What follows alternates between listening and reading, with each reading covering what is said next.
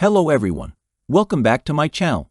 Before starting the video, please subscribe and keep watching for more details videos. Geno Smith's take on his Seahawks exit story doesn't add up, not exactly the way it worked out. By the end of Geno Smith's time with the Seattle Seahawks, things had gotten complicated. One of the few teams that would have likely given him multiple chances to keep playing also gave him his likely final chance to become a starter again. For 3 seasons in Seattle, Smith was a good, but not great quarterback.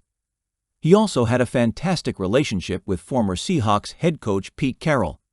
Carroll was let go after the 2023 season, however, and Smith started over with new head coach Mike Macdonald. 2024 was Smith's worst as a starter, but the fault was not Macdonald's but partly former offensive coordinator Ryan Grubb's scheme, and to a large extent, Smith's. He led the league in red zone interceptions, and for much of the season, his touchdown-to-turnover ratio was nearly equal. By the end of the season, Smith knew he wanted out. Former Seahawks quarterback Geno Smith talks being traded to the Raiders.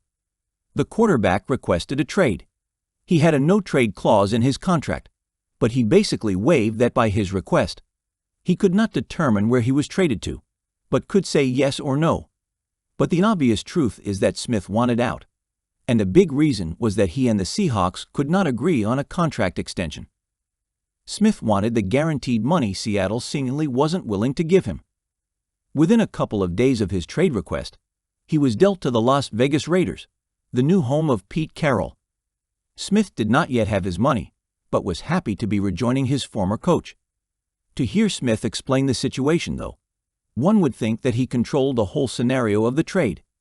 It is almost as if the situation would have been the same had he been a free agent.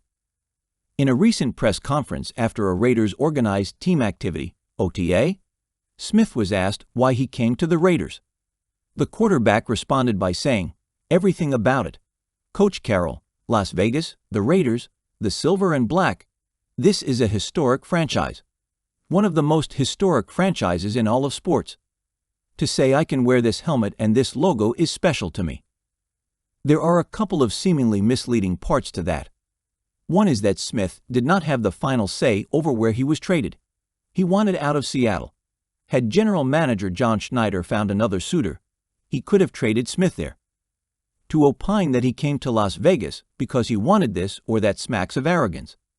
He wanted to be traded, but Carroll's experience of working with Smith made it easier for the deal to get done.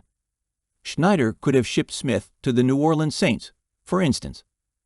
The second part is that the real issue with Smith and the Seahawks was money.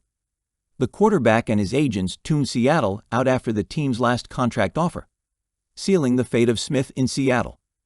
He wanted to get paid, and whichever team acquired him was probably going to make Smith an offer he couldn't refuse. Smith is probably very happy to be a Raider and work with Carroll, but the Raiders giving him an extension after he was acquired probably makes Smith even happier.